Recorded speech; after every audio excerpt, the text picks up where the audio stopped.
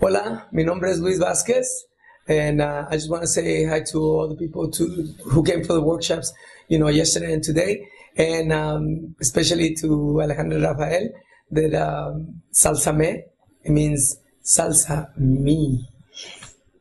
Incredible, they are incredible people. Thank you very much for all your support, and I hope to see you soon again, next year or this year, in my event, August 16 to the 18th, 2013, Malmo, Sweden. Okay, so the workshops, how it was? It's been a busy weekend. Oh, it was amazing. I came on Friday night, and Saturday afternoon, I got to, down to the studio, and I was for a moment like, oh, nobody's here. There was only like 2 people, but it still was like 15, 20 minutes before the class, and I was a little bit nervous. I was like, oh my God, nobody's here. They don't like me anymore. And then, boom, more than 60, 70 people came to the classes. So it was really, really nice. Okay, so you met 60 or 70 students of SALSAme. How do you think, what do you think about the job that Alejandra and Rafael are doing? Alejandra are doing. Nah, they did an amazing job. I know them already for many years. I don't know, what can I say, is that everything they did, it was amazing. The party yesterday, last night, the workshops, everybody really are happy with them, and they prove it, bringing the people. It means if they came, it's not just because of me, but because of them, too. And the level of the students was really good.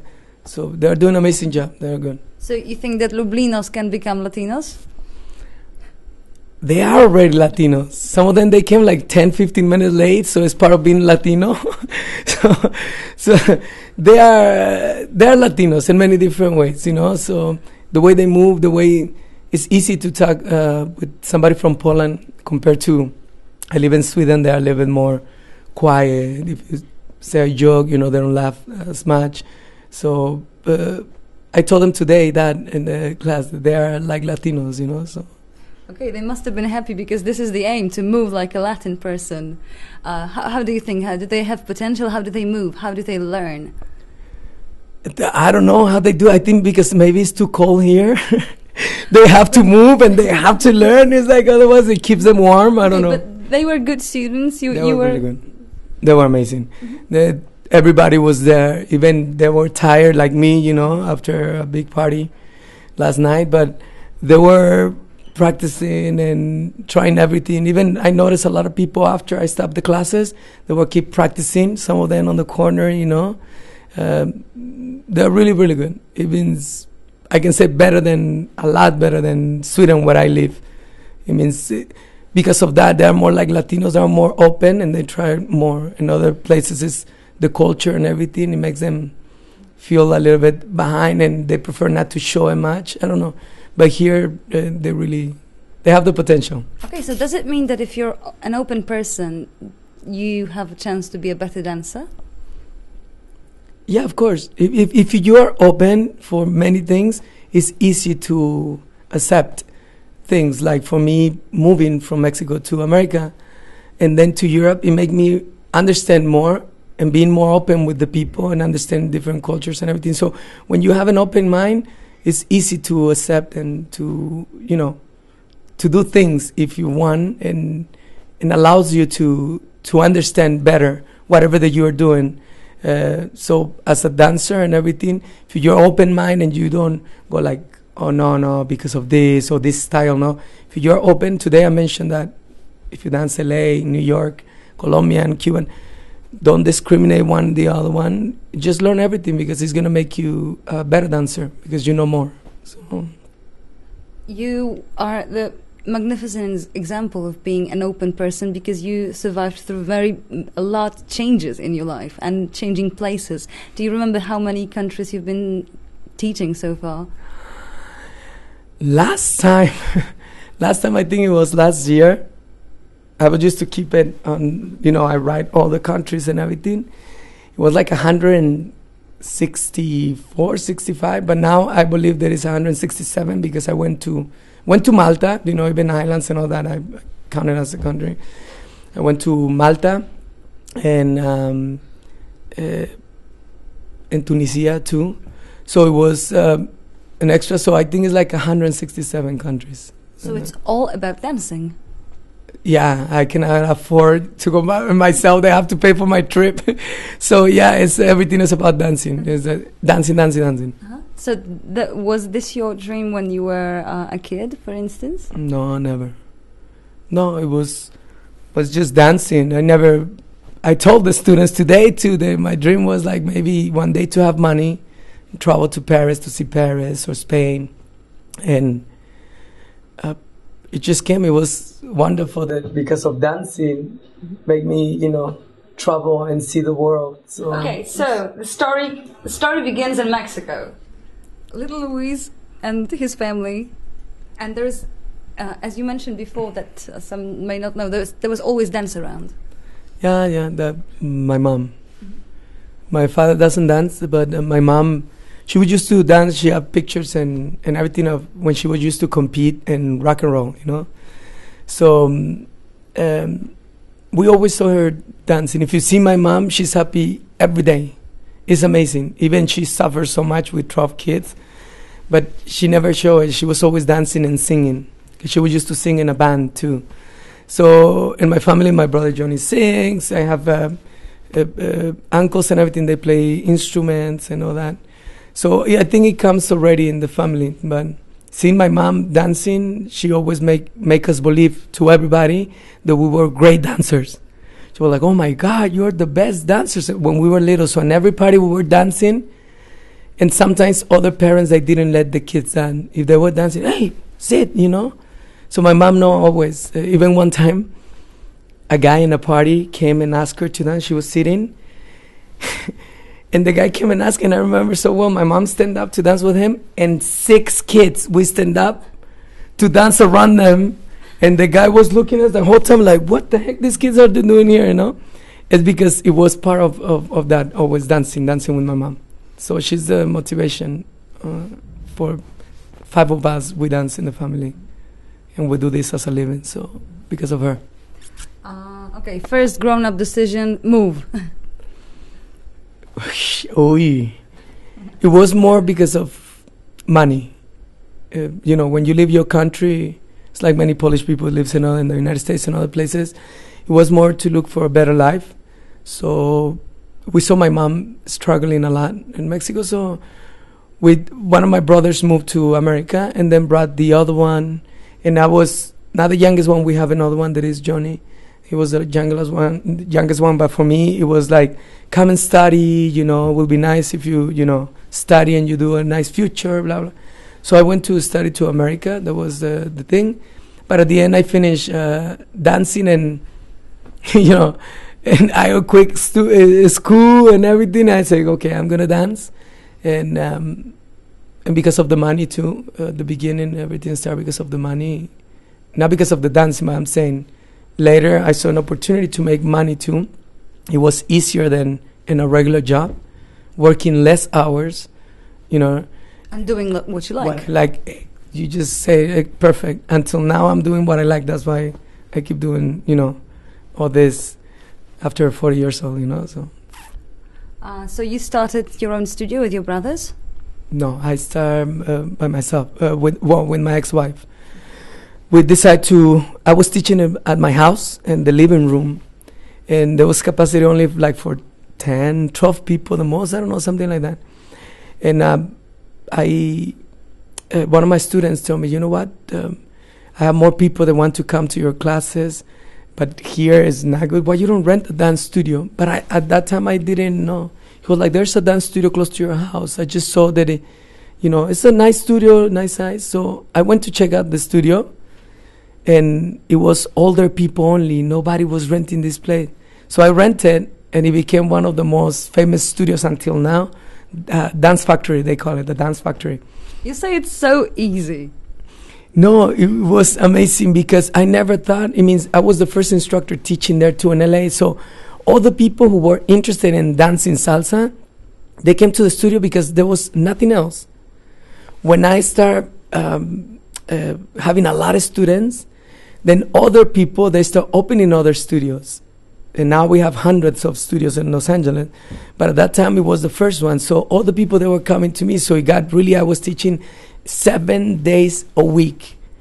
It was crazy. And so I started first, and then my brother Francisco rent the same studio in the bottom, another place. And he rent part of the studio, and he started his own company too. So. And you were teaching what you already knew from Mexico? No, I didn't learn in Mexico. I learned in America. When I was in Mexico, I was dancing other things. When I was younger, break dance and different type of music from Mexico, traditional dances from Mexico. And I moved to America. That's where I discovered salsa, because somebody invited me to a party. And I went to, a Latino place, people dancing, but there was no one style defined, It was just cumbia, salsa, but in a different way. It was, but very nice. It means nice because it was a nice atmosphere and everything. And I like it. I was like, wow. I saw a guy walking with 2 girls.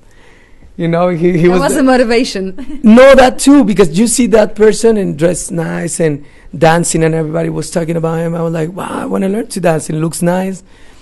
And I got involved into salsa, and that's it. I never thought it was going to be my life, So you didn't necessarily start salsa as a kid, but you ended up developing your own style. I started at 19, almost at 20 years old, dancing salsa. So there is hope. Of course. That's why when people go like, oh, I'm too old to start, I'm 25, I'm like, you're perfect. What are you talking about? No, to start ballet, jazz, and all that is better if you're younger. But just for dance, to dance this, no, you can be any age, so it doesn't matter. So. Okay, so we're in the 90s. You have the studio. You do it with your brother, your now ex, but then at the time your wife. And when was it a conscious decision? Hey guys, let's develop our own style. How was it? No, it just came. We were just dancing all the time. And going to dance to the clubs, there was not too many clubs. There was only 3 clubs at that time. But those places, we were there at least 4 times a week. Practicing. And always it was different. You know that you go to a club and there everybody was friends somehow. So we were always having a drink and trying to develop a new step and making fun of the other one. Oh, that looks cool, let's try it. It was just like that, especially with Rogelio Moreno, another Mexican guy who helped to develop the LA style. And it was like a competition between us, even the brothers, but in a nice way. So you get motivated, so every time to create something so they can get impressed when they see you that, oh, how you do the move, And that's the way it became, popular to dance more like us, spinning, because, doing more crazy things that before it was more calm, the dance. So that's the way we created. But it was never in our heads, let's develop something different, no. You didn't write a business plan for that. No. Otherwise, it was going to be a disaster. Trust me, that plan, it wasn't going to work. I think it works better, almost like any style, that it develops because you never plan it, like break dancing and all that. It just comes from the street, whatever. Put in your feelings, whatever you feel to do, And when did you feel that you actually had an influence, that you made a change? Wow, after Puerto Rico. We went to the first World Salsa Congress in Puerto Rico in 1997, and we saw the way they were dancing in different styles that we didn't know that exist. And we saw the reaction of the people seeing us dancing. Right away, the people, the first night, they start talking already about the 3 Vazquez brothers. Oh, the 3 Vazquez brothers, you see the way they dance. And, I was used to dance with 2 girls at the same time. That at that time, it was not popular either. You know what I mean? It means other people that were used to do it, maybe, but we didn't know. So I was dancing with 2 girls. I did a choreography with 2 girls at the same time.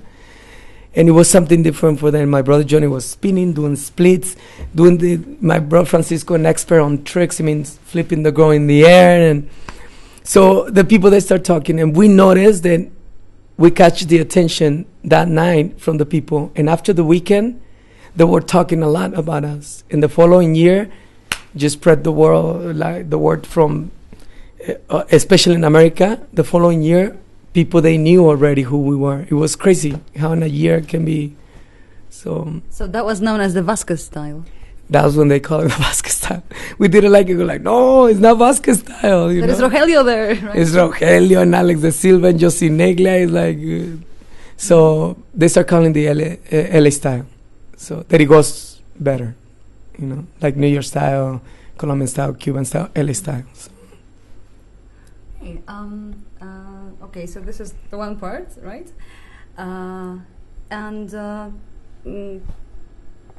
So I think that this would be an awesome end of the story. Like, you could continue that. You wouldn't have to change. I mean, you have your studio, you have your own style, right? Why move? Why change? Oh man, divorce. You girls, it's like, no. I was living in Los Angeles, very comfortable, very well because of that, because I started the first studio. I have my by house. the way, you also got involved into movies. This is something worth mentioning. Yes. That really helped a lot. In America, if you work in movies and everything, you become more recognized. Television, I think, like in Poland, anybody that works on television, that everybody recognizes that person because they see you a lot. It really helps. But do you remember, at least tell us a few movies that you worked on, the choreography? Oh, well, I did the movie Dance With Me. You can check it out and everything. I was younger too, Dance With Me, my brother Francisco's there. He used to have hair, now he doesn't have hair. And then I did the movie Looking for Lola. I choreographed for a lot of TV commercials, I did myself Coca-Cola commercial, commercial for Coca-Cola, no. And we did Payless Shoes, it's about shoes.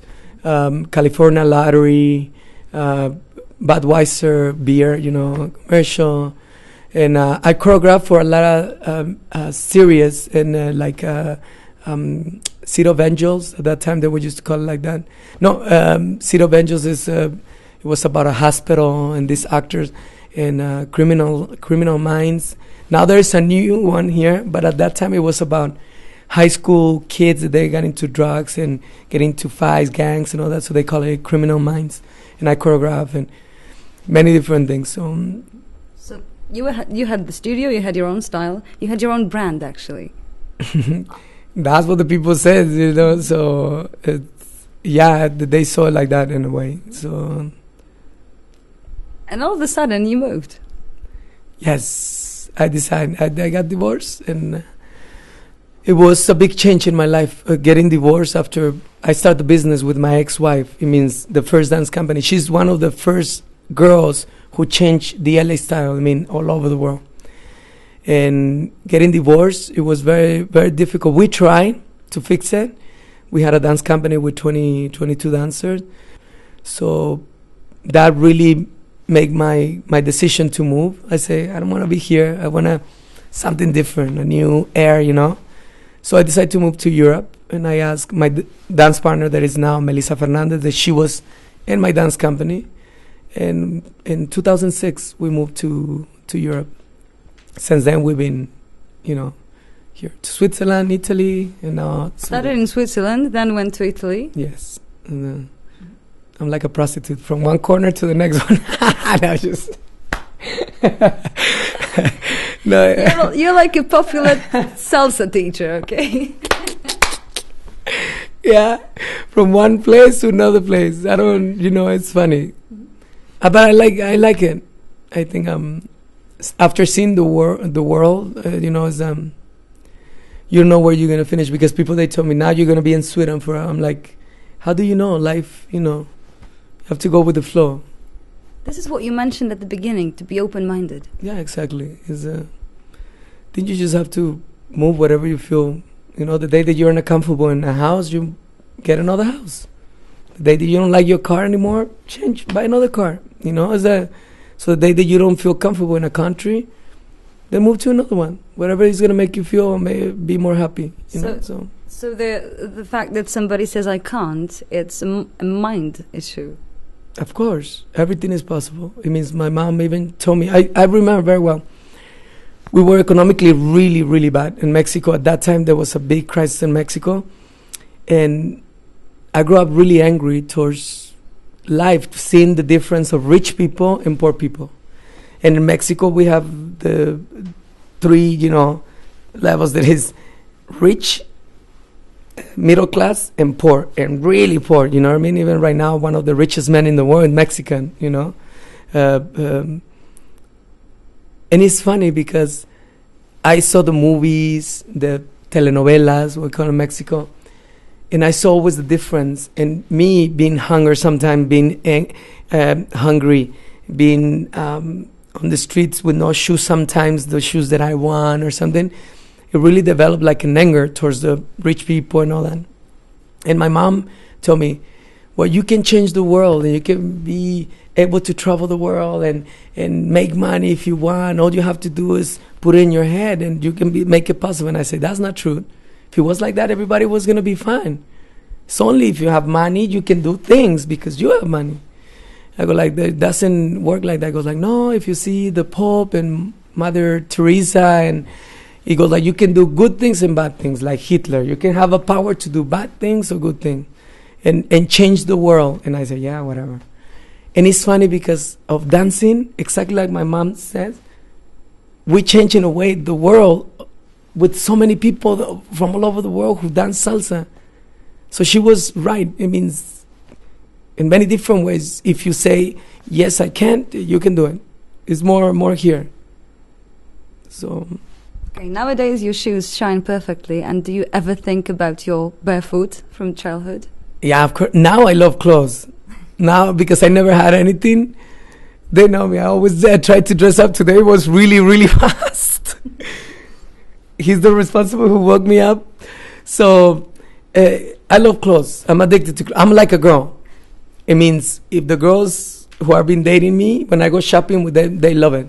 Until now, even my girlfriend and everything, she asked me, what do you think about this dress and everything? I like clothes. I don't know. I'm addicted to that. And because I didn't have, now I spend so much money in clothes. I try to now to control it more, but there was a time that I didn't have a limit. It means I would used to go to a store and spend $3,000 in that store.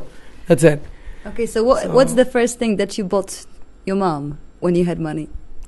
Her house. We bought a house for my mom. Not just me, but my brother Francisco. Johnny, we cooperate with money because my mom suffered so much and we never had a house. We were always renting. And we said, when we have money, the first thing, before my house, before Francisco's house and everything, we bought the house for my mom. That's where she lives. Yeah. In Mexico or in? In Mexico. Mm-hmm. So your mom is still there? Yeah. She does it. She likes to go to America to travel because it's a big family. I have sisters and brothers in California and Texas, and grandchildren my mom have. So she goes to America to visit them and everything, but she prefers to live in Mexico. So she's still there with my father. You bought them a house? Yeah, of course. She doesn't suffer and pay rent and all that, Mm-hmm. So, and it's a big house. It's nice because when we get together there, and she's typical Catholic, like Polish people.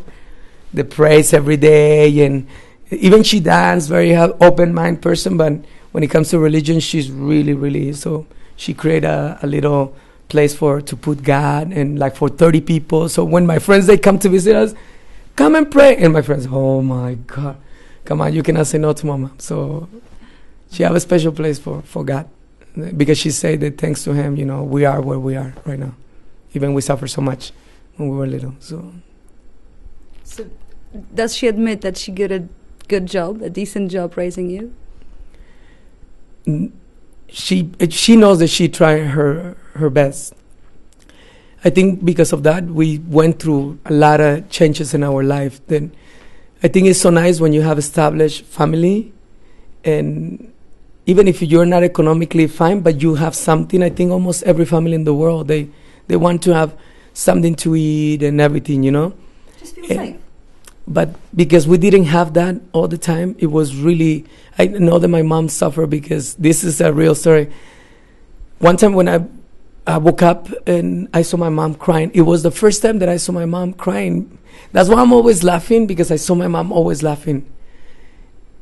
And I saw my mom crying in the kitchen, and I was gonna go to the bathroom, and I was I don't know, 8, 9 years old, and I go like, "Why you crying, Mom?" You know, and she cleaned her tears and go like, "Oh, I was just thinking how happy you make me, you know." And I was thinking I'm crying of happiness because it's amazing is to have you guys. But there was something that I noticed, and well, I believe her. And when I grew up, like around, I don't know, 20-something years old, I asked her, I go like, "Mom, is that true, Dad, that you were crying because you were happy?" You go like, "No, I was crying because there was so much problems economically and all that, but I didn't want to show you that, so I cry almost every night, but I never show it to you in the morning. I want you to see me always happy, and because if I cry, I was going to create insecurities and everything on you guys." So to see my mom saying that and everything, you know, that's when I realized that we were really, really bad, but she never make us look like, you know, or believe that we were that bad, but we were really bad economically. And so, Okay. anyways. Yeah. Now you're a father. Now I'm a father. I have a daughter, 17 years old, and a little son, 2 years old. Okay, so With a Polish girl. it's a fate. Okay, so so you were able to give your daughter anything you wanted, probably. She's never been suffering. That's the difference. That's why I said if somebody have money, a little bit to give to you, and the opportunity to go to school in Mexico, you have to pay for private schools. It means it's very difficult. Even my sisters, they try to went to university, and only if you have money and connections, you can get inside the university. Otherwise, you can. If you're poor, only a few people. It's crazy, you know. So with money is not everything, but it's very important. So my daughter, since I was in America, until now, she doesn't know what it is to be, hungry for one day or 30 minutes or whatever. She have everything. She's going to school. She have a beautiful house there because when I sold the house, I left half of my money to her for her college and everything. She have money in the bank since I've been putting every month for her. She's been going to take classes of jazz, hip hop, guitar, private lessons. I mean, that's a big difference that we never had. I think we have even more talent playing guitar and all that, but we don't even know because we never had the chance. You know what I mean? Yeah, so you're giving her all the opportunities you can. You have to give it to the kids. So they have to discover what they like and what they want to do. So my daughter, she wants to be a music producer. So it's when you have the opportunity and you have the money, why not? Of course, I make her understand that money, we work a lot for that money. And it's not that we're just going to give her to her, but it means when it comes to college, school, learning things that she needs to, to be and dress up well and everything, I give it to her, everything that I didn't have. So okay, so what do you do for her not to become a Paris Hilton? How do you prevent that? When you just have to be strict. It means you just don't give them money. I mean, she works. She knows, and she started at 16. Mm-hmm. Since she was little, I show her that she have to work. Plus, she saw mom and daddy working all the time. She knows how hard, we work for this. That when she start at 16, she go like, "Daddy, I need money for this, for that." And I say, no. I give you the money for school, whatever you need. But you have to make your own money too. The way that I work and everything, so you need to start working. And she's working. And she love it because they learn to appreciate their own money. And at the same time, I go like, and that money is not just for yourself. You have to learn to share with your mom. The day that she needs money or something, you have to learn the same way that she gave you all this. One day you're going to grow up, you have to share with the family. You know what I mean? So this is what you do, actually. You share your energy and you share your dance with people. And my drink, go ahead. No? Yeah, I share whatever that I can. It's and dancing especially. Whatever I can give, even the people they get tired of the moves or whatever. But at the end, it's been so many years that I've been giving so much, It's like, that is nice what you receive back when you see them dancing. Or like this perfect couple, Alejandra and Rafa. have their studio and dancing great. Now they're gonna have a child. When you see that and you still friends for so many years, whatever you've been sharing, now they're sharing with other people. You know what I mean? It's like a virus. It's crazy. So, do you have a problem with your students who don't want to learn, or just having a breakdown during classes? Now that's too much, I'm fed up. No, it means everybody goes through up and downs. When happen, you have to be smart and make him feel comfortable. If he's going through that, just touch him on the back and it's okay, don't worry, I went through that, and try to be calm, because if you become like them, then they get even worse, you know what I mean? Or they don't want to dance anymore. So you have to be smart and just, tell them that everything is going to be okay. And if they decide to not come anymore, then that's their decision, you know what I mean? So, but no, it's motivation. You make them feel comfortable, and 99% of the people that will stay for the classes. So. And now you're developing your own festival. Yes. 2013 Love Dance Festival. That's how it's going to be called? Love Dance Festival. What happened is not about just salsa. Right now it's salsa, bachata, and kizomba. But in the future, I want to keep it open for hip-hop, for swing, for the tango, different type of dances. So the festival in my head, that's why I'm doing this, is not just another salsa festival. This is going to be about dancing. That's why I call it Love Dance Festival. And if it grows, I want to have different type of classes, workshops with different people to mix it, because I go to a beautiful dance event in Europa Park in Germany, Freiburg, every year. And they call it Eurodance Festival. They call it Eurodance Festival, and they have different over 200 classes, over 30 different styles of dancing, and I like it. I love it. So I get inspired by this festival, and I say I want to do something like that, but I need to start with the people who knows me, is salsa, bachata, things like that. But in the future, I want to get involved with other people into other dances. So it's about love of dancing. Whoever likes to dance, not just salsa. Who recently inspired you as a dancer? Well, at the beginning, who inspired me, there was a guy, his name is, they were used to call it Chayana, this guy. When I walk into this place and I saw the guy that I told you, two girls dancing amazing at that time, his name was Chayan. He doesn't exist. It means after a few years after I learned, he disappeared. I don't even know what happened to him, And another person, it was a person from Los Angeles who won a competition in Marlon, and he moved to Holland because he got married with a girl from Holland. But the first time that I saw this competition really got me into dancing more. And those are the two people who, Marlon and Cheyenne, who really got me inspired about dancing. Because a lot of people think that it's my brother Francisco because he started 1 year before than me. But no, it means he was learning, so there was no inspiration much. It was these people. And now do you have such people?